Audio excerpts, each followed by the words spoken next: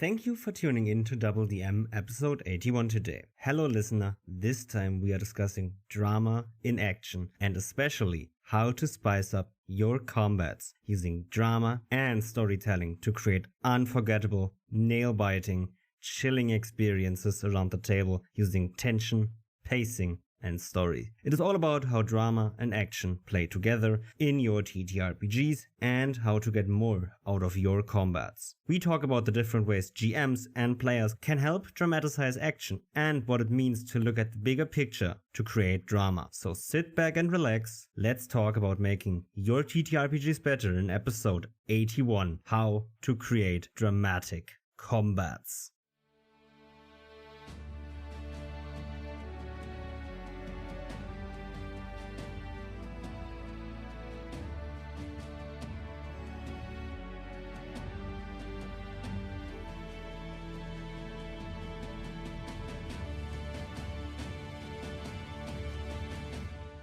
Hello and welcome back to episode 81 of DoubleDM podcast.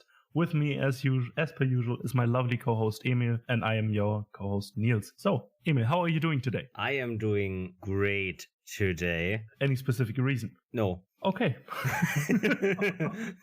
Did you have anything spectacular happen last week? So anything spectacular?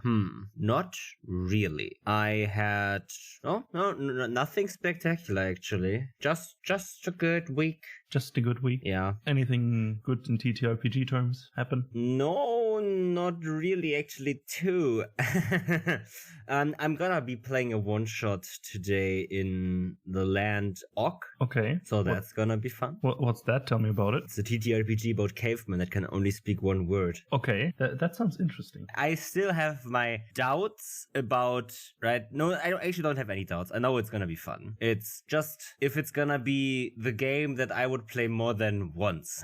Like it's a game that I would play, that I'm playing with this group while having a beer in hand and I don't know, eating whatever chips or gummy bears or whatever is on the table. But it's not a game that I would play for any other occasion than let's have a beer and play a round of Land Orc.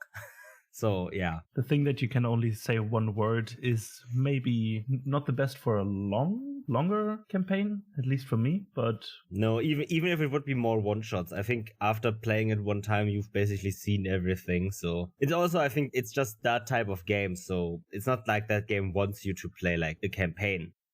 It's that the game knows it's a game about cavemen that can only say one word. It knows exactly what it is. It knows exactly its audience. It knows exactly what it's supposed to do for this audience. So it's doing exactly that for its audience.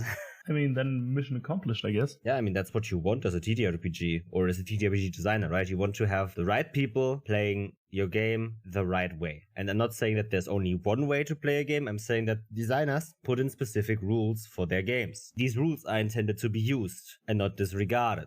That's why, right, Rule 0, in my opinion, doesn't include excluding all the rules just when you see fit. Sure, when you as a table decide we don't want that type, do not need that section of the rules to play our game, and that's a house rule you set, and that's okay. If you say, hey, this game has, I don't know, different target zones for attacks. You have to declare if you hit the arm, the torso, the legs, or whatever. And you say, we don't want that. Hey, that's fine. Because that's just you making up a new rule. That section isn't gonna be touched. But you cannot disregard that at any given point in time, and then another point in time, use it. Yeah. And designers put in these rules for specific reasons. They want you to use their rules. That's why they write them. And yeah, so I think the designers are happy with what this game is being used for. No, it's gonna be fun because we can't play our usual group today because of scheduling issues, you could say. And that's why we said, hey, why not just play like a 2 to 3 hour one shot of this game and call it quits, and then we're happy. And we are, and we will be. Yeah. Another thing that's interesting is that today, on the 18th of August, is gonna be the next Wizards Presents. Probably a few D&D announcements, Magic the Gathering announcements. So yeah, it's sad that we cannot record at a later date this recap, which we could then have spoken about that. But we're gonna do that next week anyway then. But there's gonna probably be some announcements about the Dragonland setting that they've revealed at the D&D Direct. Yeah, that's the one thing that I'm really thinking about that could happen. Because Spelljammer is out now. They're probably gonna talk about 5.5 or 6e, right? We don't know what that new edition is that has been announced. Probably some information on that. At least I'm hoping for that as well. And yeah, that's kind of where I'm at. I don't know. Maybe you have some hopes for Magic the Gathering or something. I don't know. Yeah, actually I do. I do. I want more D&D sets for Magic the Gathering because I like those. Those were fun to play. And maybe a complete... You mean sets in Magic the Gathering or the Gathering regions into D&D? Both would be good, but I was talking about D&D as a Magic the Gathering set. Because there were two things already. The classic Forgotten Realms and I think Baldur's Gate was the second. And those introduced fun new mechanics. At least in my opinion, I like those. The cards were a bit lackluster in comparison of power level to the other cards that were already there. But as a whole, I really like the theme of it. And so yeah, maybe there will be another thing like that somewhere out there. Maybe some pirates. There's a lot of talk about Dominaria. I don't know what that means, but there's a lot of talk about that. Dominaria is basically if I remember correctly, it's with huge beasts and dinosaurs and shit. Could be, but there's a lot of talk about that online right now. So either it was leaked or they are all hoping for something. Because I really do not know anything about Magic. I just hear terms and say, cool, and then quickly walk away because I have also no intention of getting into it, mainly for the reason that I know that I cannot spend more time and money on this. Yeah, understandable. That's the only reason, really. No, so that's also a thing. So how was your week? Did you have anything happen? Did you have sessions and what is the goodness with you? No, I didn't have any sessions, but I have one coming up today as well. And we planned another session for our underwater campaign coming next week. Next week, Friday, right? I think so, yeah. I mean, we only said Friday. Yeah, that's at least a rough plan when we're gonna continue this. Yeah. But yeah, I'm excited to see where this is going because underwater shit always good. And yeah, but that's basically it for my week. There wasn't that much happening for me this week, but yeah, just being warm as shit in Berlin. But yeah. But it's probably the last of the year, they said, or something. I mean, it's not that hot anymore today, but... Not yet, at least.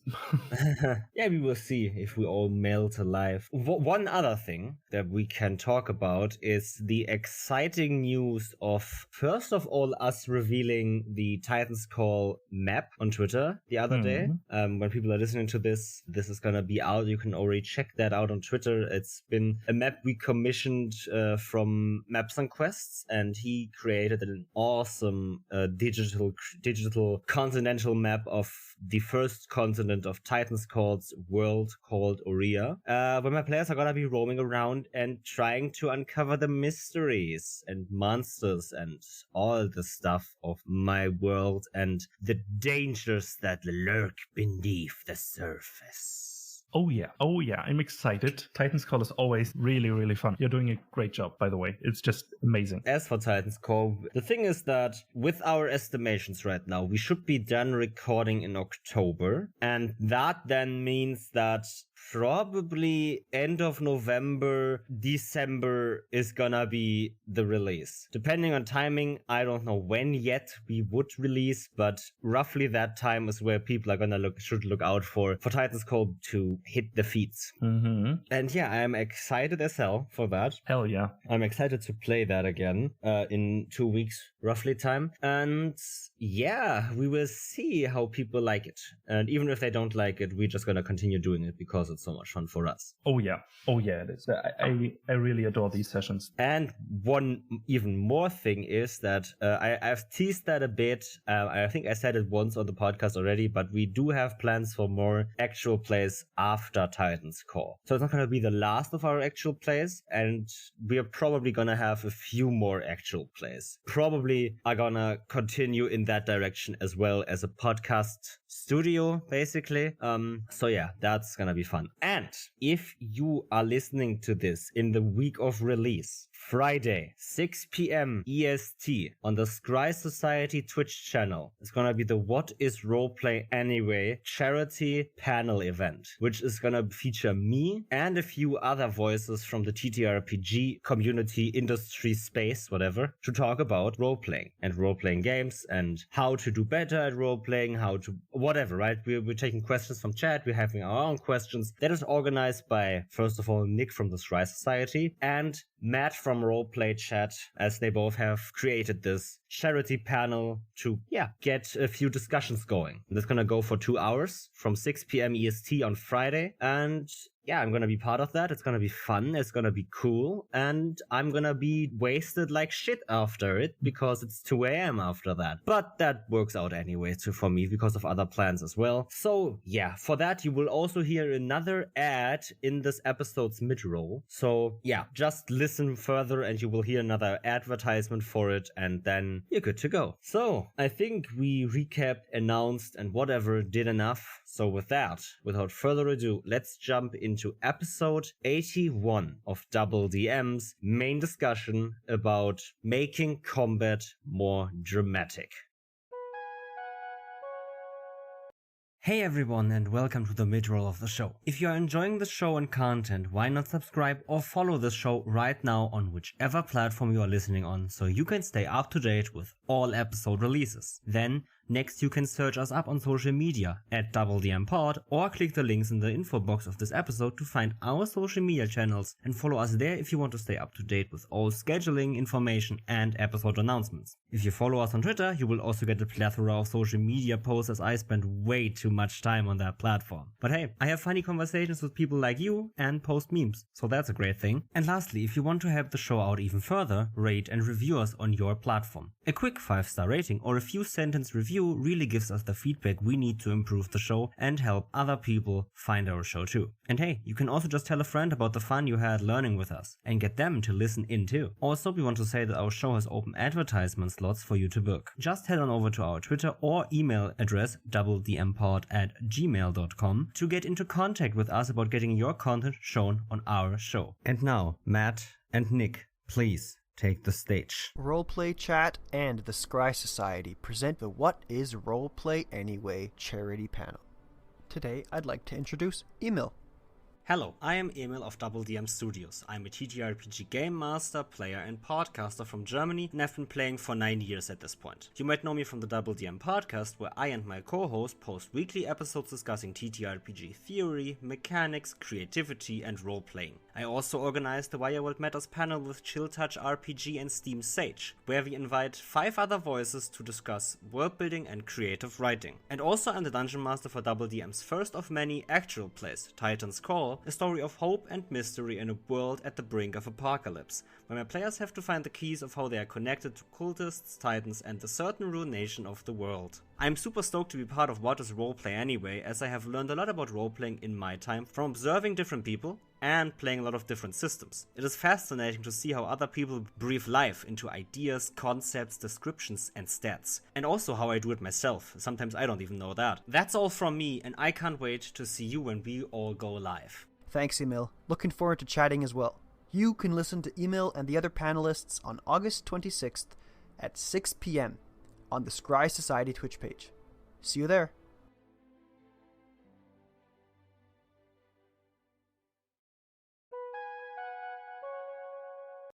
And with that, welcome back to the episode. And Emil, I just gotta say, I was prepping my game today, or am going to prep my game today.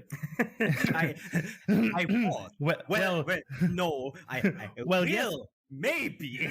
Exactly. Well, yes, but actually no. Yeah, but there is this. My players are now in this underground ancient city. Yeah, you talked about that. Exactly, and they will have to explore it. And there will be fights somewhere, some action and stuff. I like to make my games more dramatic, a bit more intense in that regard. And as this podcast is for us also a way to have a creative dialogue and think about stuff, and with that help other people, I thought maybe we could talk about what we can do to merge these two, kind of. What is drama? How can we make action more dramatic, and combats and and all of that.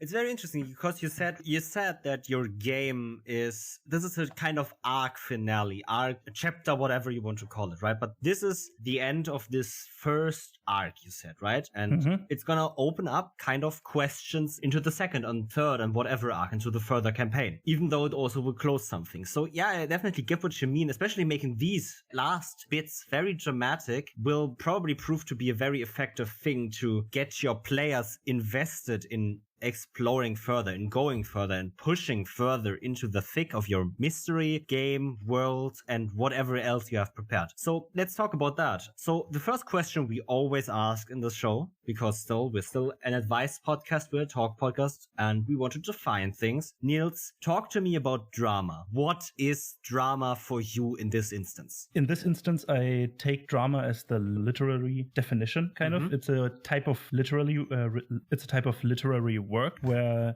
there is no defined single narrator, but the whole thing is decided and narrated by the people, the player characters, and the NPCs and the world itself through the DM. That's an interesting thing. I wanted to talk about that real quick, right? Because it has no single narrator, just as TTRPGs do. Some people might argue that the GM is obviously the single narrator, but that's also the people that we call God complex DMs that want to rule the world. But that doesn't happen. The story is told by the player characters, as all kinds of TTRPGers from all around the globe always say, right? It's about the players. It's about their story. They make decisions, and it's told by them. You as the GM just tie it all together with your world and NPCs in it. Exactly. And I think in a drama, it is made to be played in a theater or on a stage, and then through the characters in the drama comes the story, is surveyed the story to the audience. But in a TTRPG, the player characters and the main characters of the story are also the audience. We're the players of those characters. They are the audience, so you as a GM have to narrate the surroundings. You're the set design. Your players are the people on stage that are always on stage. And you are everything that comes on stage, be it a set piece, be it a villain, be it an antagonist, be it a friendly NPC, whatever. You're everyone that is not always on stage. Exactly. And that's why you're not the single narrator, because you just move the things on stage or in the scene that then narrate the story through the means of NPCs or player characters. Because you just give them the opportunity, or your players the opportunity, to tell the story you all want to tell through the actions and thoughts, dialogues, monologues, whatever, of your player characters and your NPCs, obviously. Yeah. And this is usually the definition of drama I go with first. In this instance for TTRPGs, yeah. Exactly. Because TTRPGs are a storytelling game. And so is drama. It is a way to tell a story. And especially the open kind of drama, where it's not a completely connected, logical and closed story branch, but opens up into more difficult and more intricate story branchings with sometimes an open end, sometimes closed, but all kind of connected in the same branch, but not necessarily to each other, although that is preferred, but not necessary to create a good open dramatic structure.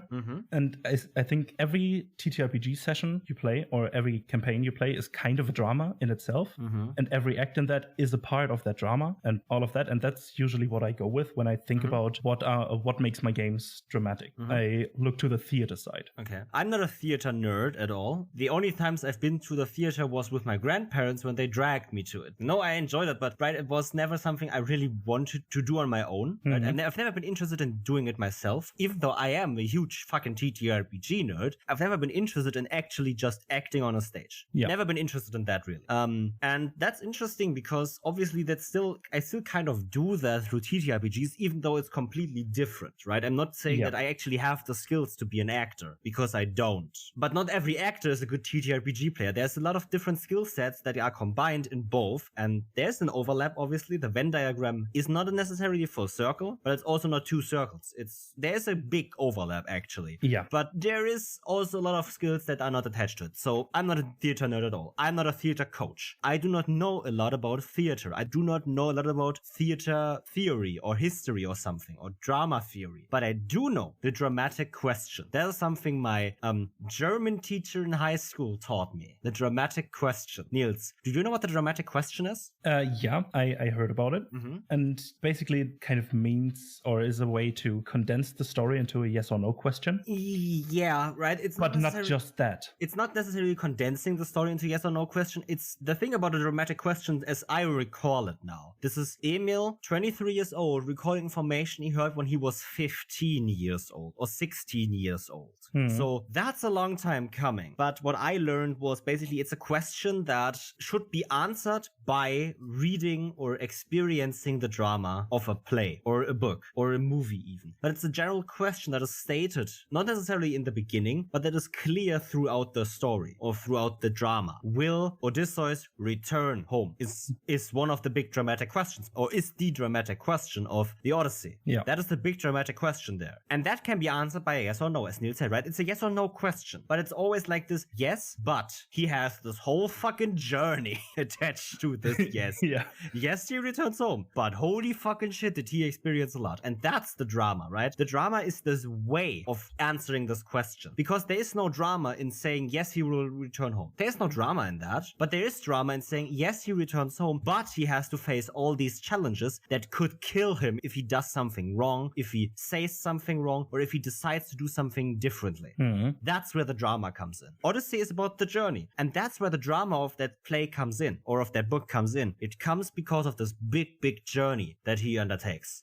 And you can ask these dramatic questions for nearly every play that has some kind of drama sequence as far as I was taught. So I'm gonna say something. For Titan's Call, for example, the dramatic question is, will my players stop the apocalypse? That's maybe one of the questions. The question can be answered by yes or no. But my players, Niels sitting in front of me, looks at me right now with a look of, I don't fucking know. Yeah. Like, that's the dramatic question. There could be several dramatic questions as far as I understand it to a piece of media. So it doesn't have to be the only one, especially if you have a chaptoral structure to something. Each chapter can have their own story. So if you have a campaign that has a lot of arcs, each arc will have their own dramatic questions. For example, my campaign that just had its arc finished when my players had to stop a snake matriarch from releasing a demon lord is, will my players stop the snake matriarch from unleashing a demon lord onto the material plane?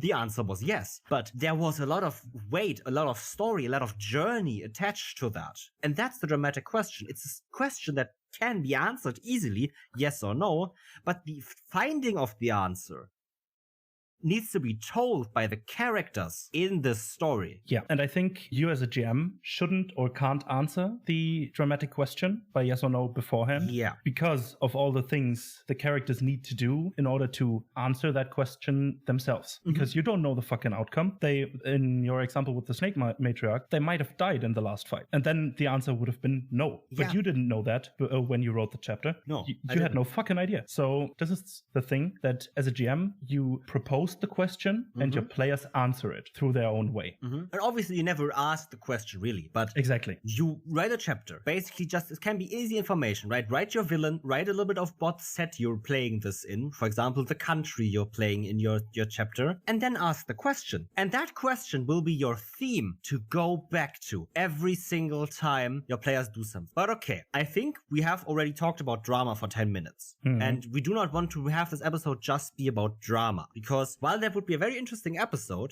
we're going to have that episode at a different time. This time, we're going to talk about, right, drama action sequences, as Niels wanted to. Having these fights, especially combats or whatever other action sequences, be dramatic and how to do that. So for that, we need to do something different first. Niels, what does action mean in a TTRPG sense? I think action is a way to, or every action scene is when you or your players engage with the dice, the rules of the game itself. Yeah.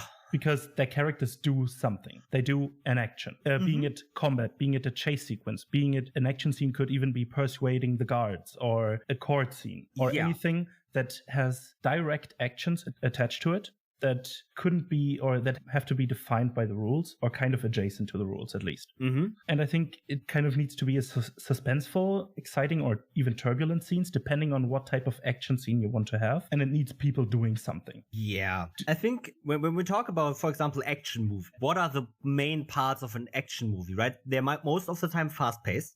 They often involve violence in some way, explosions, fights, right? And yeah, I think getting to that to TTRPGs, right? Yeah, the persuading of the guard could be an action sequence because you're doing an action, you're engaging with the game, and I definitely get that point. It's nothing that anyone would describe as an action game. If it's a game about social encounters in a high political court, basically a political intrigue game, which D&D as a game does not have many rules for, or if at all. So D&D has a lot of rules for fighting, for punching people, for hitting people with swords. And that is action, because it is most often of the time in the game fast-paced, 6 seconds per round, right? It has violence involved, and it involves stakes, right? Not the food, but stakes in the combat, right? Someone could die. It's dangerous. Yeah. That is for me an action sequence. But I definitely see the point that convincing a guard to do something for you or helping you in something can be considered an action sequence, but I think it would be a little too broad for this episode. Yeah. But yeah, definitely engaging with the dice, which in most of these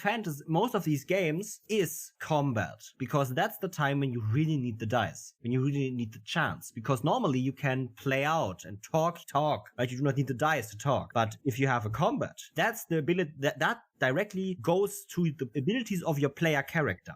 That directs to those abilities, and using those abilities is through combat most of the time, because most of these times combat is a part where you want to use these abilities. Not saying that all abilities in every TTRPG are combat. Obviously, a lot of TTRPGs have a lot of abilities outside of combat, but still, I would say for this definition, action is fast-paced, high stakes, and violently dangerous or something. So then let's talk about this a bit more, because you just described what action is for us, but what forms of action in that regard are there? Especially in TTRPGs, there are a lot, you could say, right? The most normal, basic one that everyone knows is a normal combat. A fight to the death, or a fight to surrender, or people hitting each other with their sticks and swords might break their bones or something. That type of thing. But there is also other things that obviously have different ways of engaging. Chase sequences, as you already said, Niels, is another good way of an action sequence. It's not about fighting, right? The objective is important here in this action sequence. What is the objective of both sides? And those two objectives of both sides, let's only talk about the primary objectives here. Those define what action sequence this is, or what type of action sequence this is. If one of these two parties wants to get away and the other wants to catch them, that's a catch or chase scene, right? Chasing. If both parties have the objective of killing the other side, that's a fight to the death. And now you can think about these. What objective does each side have? And that changes the way this action sequence should look like, right? For example, another objective could be both want to get to some place. It's a race now. Not a chase, but a race, which work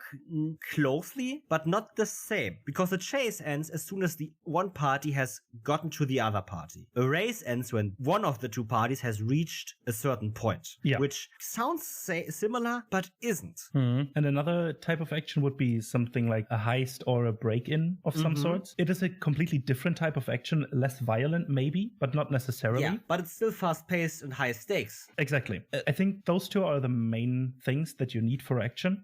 Fast-paced and high stakes. Yeah. Because, you can have action without violence. Completely possible.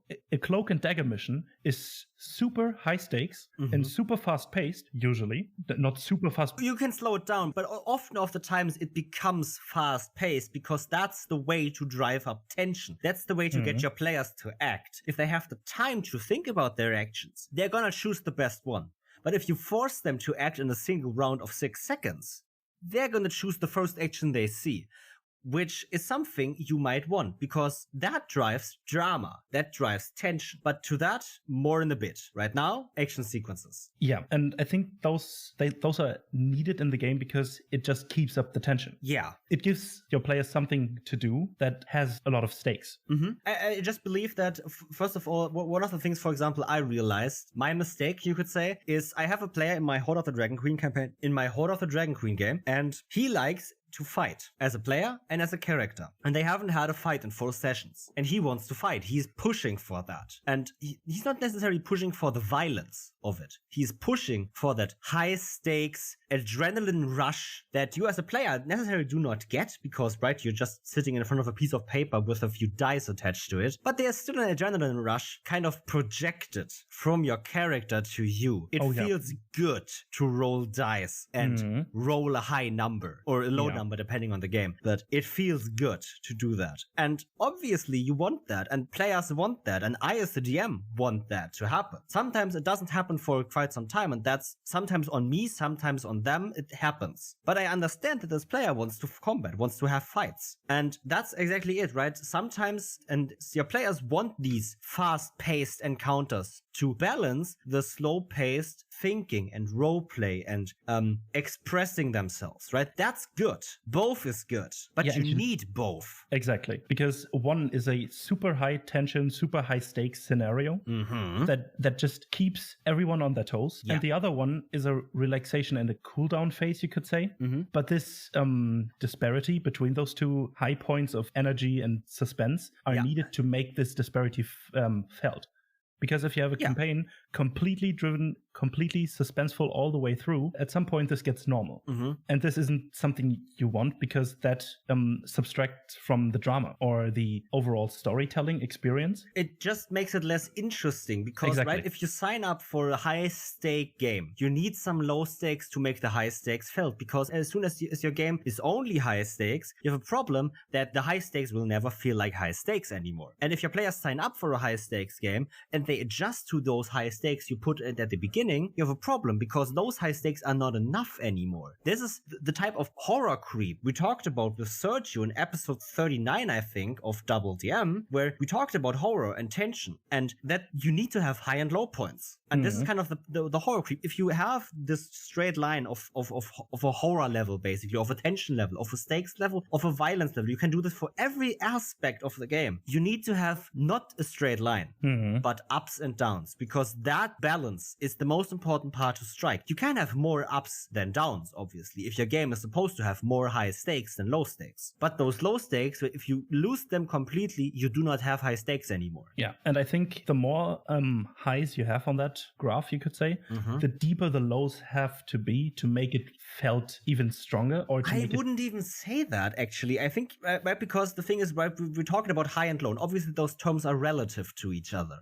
But generally, I would just say if you have higher stakes, you need low stakes. I don't necessarily would say that the less low stakes you have, the more you have to have, or the higher the high stakes, the lower the low stakes you have to have. It just needs to be enough so it's felt. That's all you need. It doesn't have to be actually at all a lot or something, right? But just a day in a tavern for your players of normal rest can be enough as of low stakes for your players. Yeah, agreed. And I think to combine those two, the two we talked about, action and drama, is a difficult thing. It's especially for beginners, I think. Yeah, because right, the thing is, I don't want to put the community, the whole TTRPG community or the whole TTRPG space rather on flag for this. But oftentimes we separate the two terms more than they are, right? As we talked about in one of the episodes, that some people do not see combat as roleplay. Well, I think that's bullshit. There's still roleplay in combat, and with that also comes some people say that roleplay is drama, and I do not disagree. But if I say roleplay is also in combat, there also has to be drama in combat.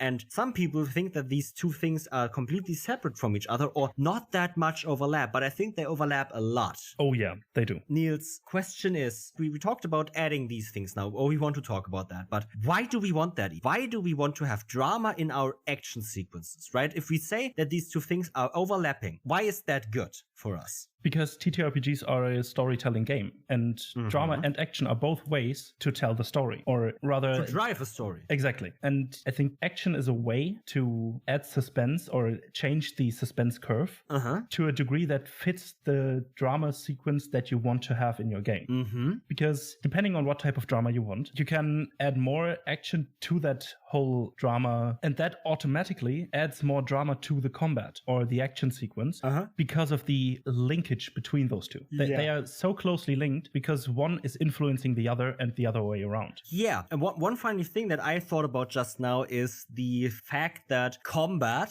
specifically combat, is kind of bursting of the bubble of drama. Yeah. In some ways, right? That's one of the ways how these two things are connected and why we want the drama in our combat, because combat is the escalation of what happens in a drama sequence, or in a pure drama sequence in quotation marks. Because your players are in a court. They have proven themselves to the king as protectors of the realm or whatever.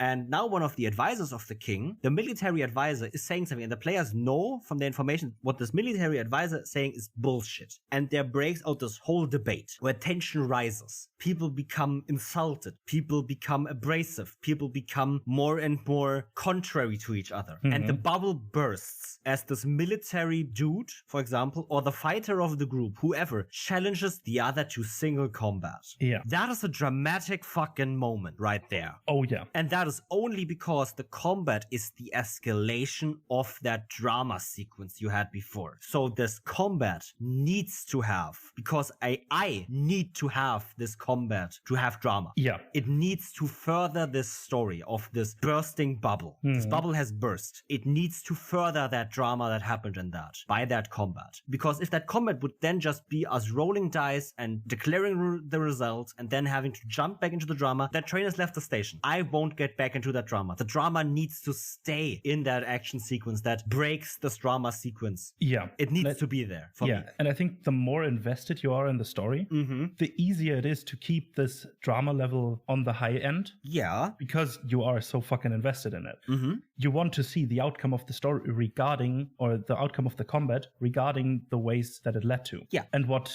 effects it has on the future. And then it comes back to the pure drama, where it then gets into comedy or tragedy or a combination of the two, or epic drama or whatever you want to have there, or whatever game you're playing. It is completely irrelevant what type of drama you want to keep action and drama together, because it is needed. Like, for example, in the Odyssey thing. In the thing. In one of the most important books in history. Yeah, in the Odyssey thing, you know, everyone knows. Without the combats or the action sequences with the Cyclops or whatever else there is. Yeah. I don't want to name everything that there is, because you read the Odyssey. Not completely, but I know what the fuck is in it. And oh, good. No, I'm just playing with you. Obviously. I know. But without these action sequences, there wouldn't be any drama, because you wouldn't have the dramatic question: will he get back home? Because if there are no challenges that exert action sequences, there wouldn't be any drama, because the question wouldn't be there. Yeah, obviously, right? Yeah, he will return home, and without any question. Yeah. But with these challenges, automatically comes the action sequences. And in these action sequences, because of the dramatic question or whatever drama you want to have, comes the drama into the combat or action sequence.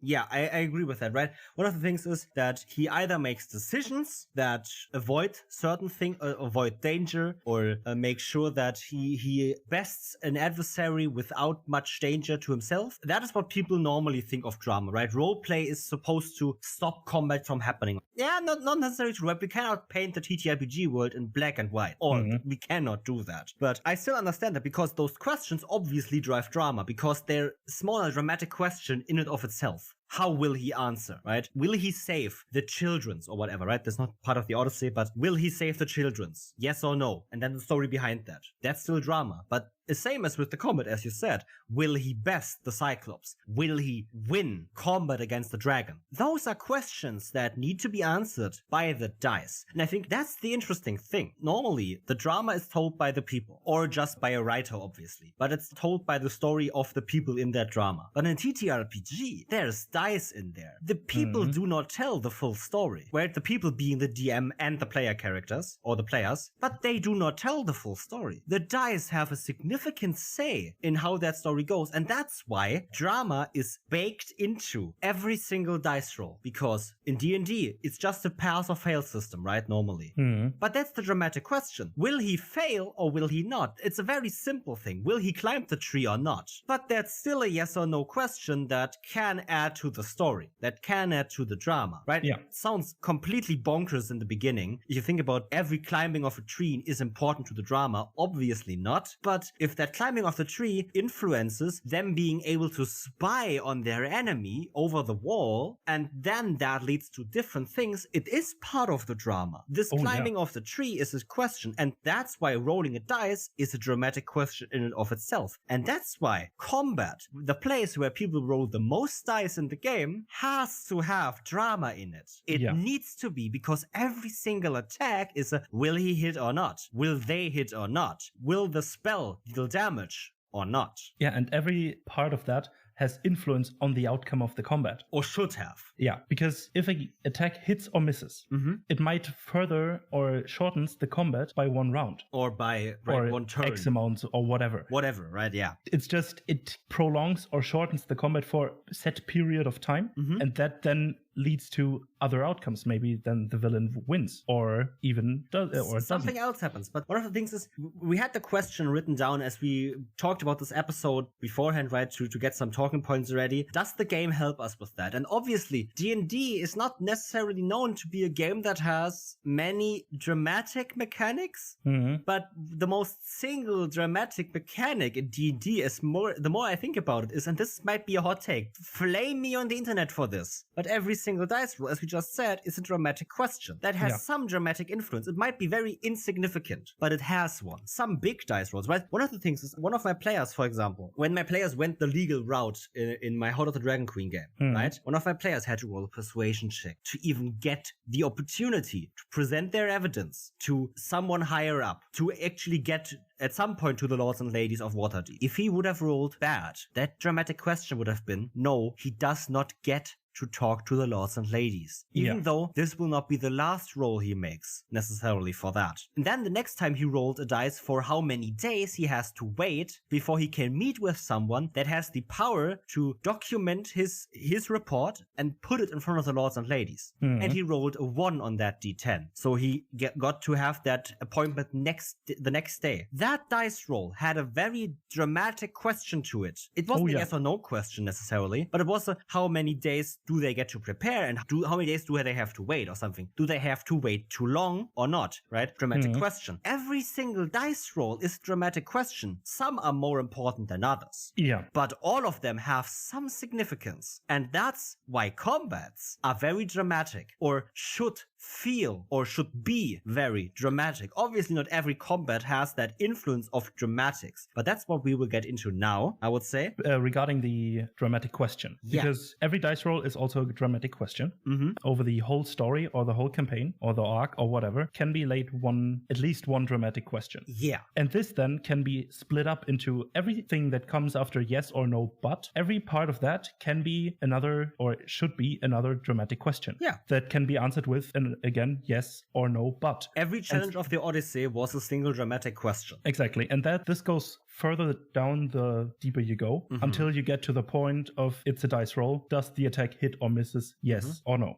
You can break it down really to the last single dice roll and then proceed with that. Yeah. Whatever effects that may have on the further higher up questions. But as we talked about a few times already, no single points of failure necessarily, only single points of setback. Yeah. Right? If one of your single dice rolls breaks the whole dramatic question of the arc, it might not be a good dice roll to do, because it just breaks your players over the back and fucks them in the ass, and that's it. Right? Obviously, in a combat, if your players miss too many attacks, that's a lot of single points of failure. That's a lot of single points of failure that then lead to them losing the combat, and therefore the dramatic question of the combat, and therefore maybe the dramatic question of the arc. That's fine. But if a single dice roll can be narrowed down to being everything of this entire arc, then it might be a problem. We know most people do not do single points of failure just by design of the game, but just bear in mind that we're not saying that every single dice roll should be the yes or no to the whole dramatic question of your arc. So since we said every dice roll is a dramatic question, how insignificant it might be, how influential it might be to the outcome of the combat and the whole arc, it is a dramatic question. It is a dramatic part. So our combats are dramatic. Why do we need to add more drama to them, right?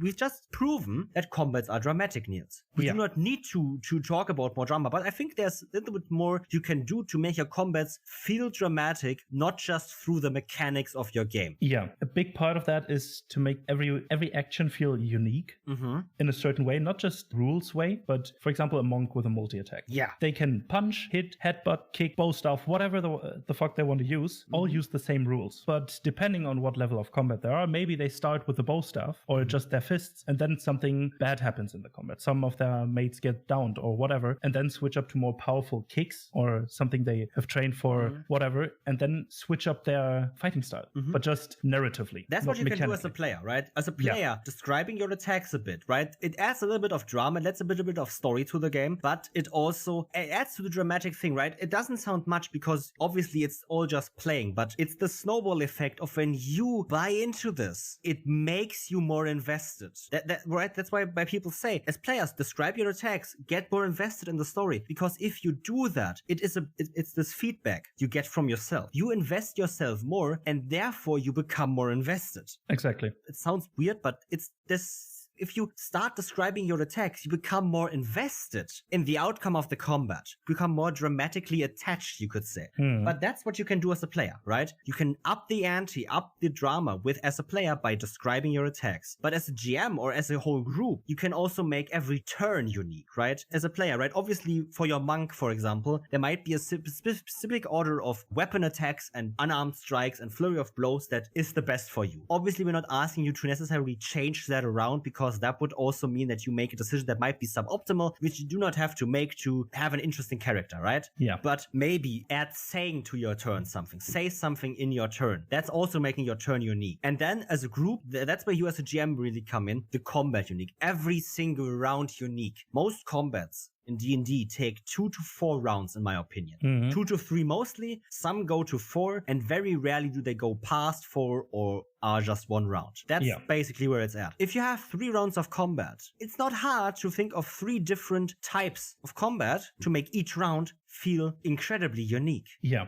In 1 round, all of the enemies focus one of your players. They can switch that in the next round to another enemy for whatever reason. But that adds drama, because the round doesn't feel the same anymore. It has changed. The conditions have changed. The players need to adapt. You need to you force your players to adapt to something, right? That's what we said in our How to Make Combat Interesting episode. Upping the ante, dynamic combats, right? That's always back to my dynamic combat idea of when things move around, it becomes a lot more interesting because your players need to make new decisions every round. And making each section of the combat feel unique, from the ground, from the low parts of a turn or attack to the complete round of the combat feel unique, is so majorly important in driving engagement and drama at the table for me, that it's very important, because when everything changes, it's gonna be fast paced, so it's an action sequence, it's high stakes and violent action sequence, but it's drama because each time you ask your players a question, you challenge them. What do you do now? Will you best my new challenge? And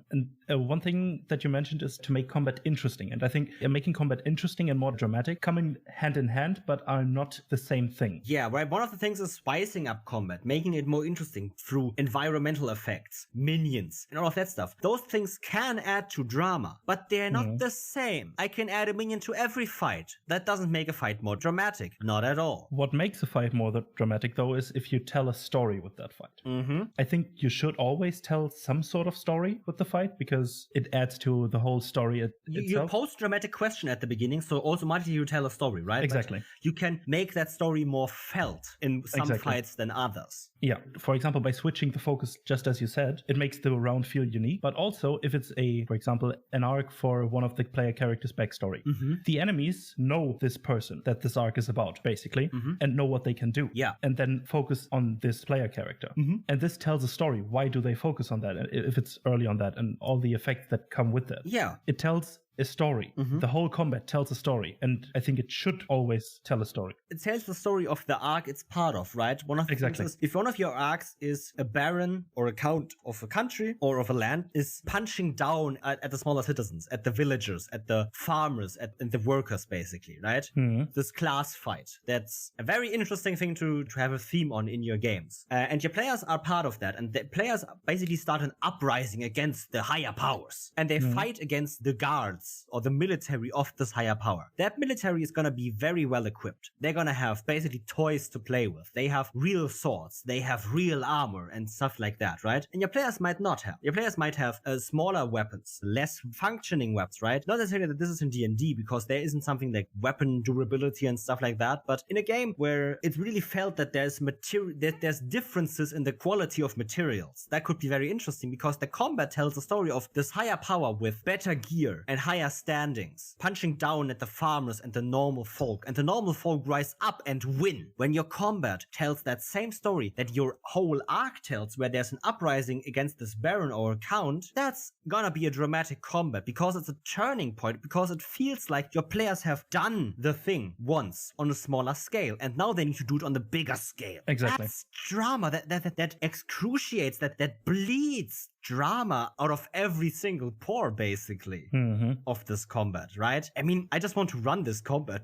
I just want to run this arc of uprising right now, but I have that planned anyway, so it doesn't matter. But I just want that, because that's so cool. That's dramatic question. Will the players rise up against this higher power? It's a dramatic question. And if you put that dramatic question just on a smaller scale into this combat, you tell the same story of the arc you want to tell, and this combat feels significant. It feels like it means something in this context. And if you achieve that, it's an interesting, memorable, dramatic combat, regardless of the system it's in, I would say. Definitely. And I think what also adds to that is having tension through meaningful points of failure and success. Yeah. Depending on whatever decision the characters make or the enemies make, whatever it is, every decision should have a meaningful influence on the combat and therefore on the drama sequence or the action sequence. Yeah. Like we said, an action sequence is where the stakes are high. And if your every decision matters and can lead to either success or failure, or at least move the middle point of it to either success or failure a bit more, it ups the action and also the drama, because the tension is also high. Like we said, action increases tension, more drama. And I think having these meaningful decisions that your players and your enemies have to make, because you as a GM control the enemies and have to make decisions for them as well, based on the information they have. And having this for both sides makes the combat way more dramatic than just making a decision randomly. One of the things that felt very dramatic in one of my recent boss fights was my players fought on this giant hand of a colossal statue that fought in the hand of this colossus, basically atop the normal world. It were hundreds of meters down of a fall if you fall. And my villain had an ability that was able to push everyone back from them. And one of my players got downed in the fight through unfortunate means. The villain was smart, and I said, well, I played this combat smart. I told this my players up front, right? I play every combat smart, but not every monster is necessarily as smart to outsmart the players.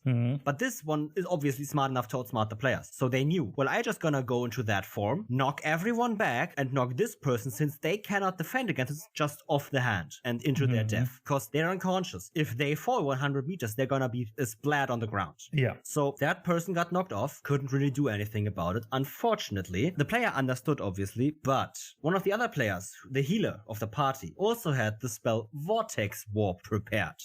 What did this player do? Their decision was to basically forfeit their round to hit the enemy, which could have finished off this boss. I'm not gonna lie. Ran to the side of the hand, reach out their hand, cast Vortex Warp on the unconscious falling friend, warp them onto their hand again, and then I think with a bonus action heal them because they had a potion ready or something. That was a dramatic decision, because if that decision wouldn't have been made, that character would have been dead. That's a fucking tense situation. The player had a character die before already in that same campaign, so that would have been a second character dead. That doesn't mean much in our campaigns, but he was going, shit, I do not want this character to die. Please, someone help me.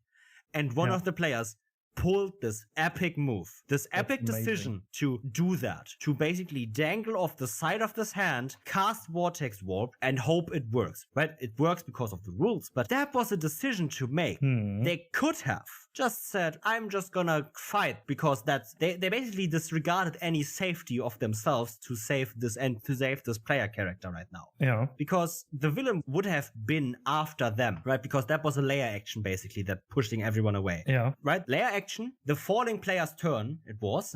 Hello, I'm Yoda. Rolled a death save in the air, whatever, failed, I think. Then it was the other person's turn that saved them, and then it would have been the villain's turn. So they knew that they were basically disregarding any safety of themselves to at least save their friend. And that is a dramatic decision. That is tension. That was driven by the game itself and by the combat circumstances, but it was dramatic tension decision. And that is what you want. You want to have these decisions. You do not want to have them every single turn necessarily, right? Because that dilutes them. You don't want them necessarily every combat even, but you do want them in general, because these decisions are the ones that these players talk about after. Because right after the combat, we stopped playing and the players messaged me on their way home. That was such a cool moment for my character. That was such a cool one from this other person. I loved that. Yeah. That is what you want. And especially these situations are a good way, an awesome way to tell a story through the combat. Yeah. Those two characters that you just mentioned will now have a story to talk about forever. And therefore creating a more deeper bond between those two characters. And then through that, create a story or tell a story of these happenings after that. It has influence not just on the combat itself, but on the time thereafter.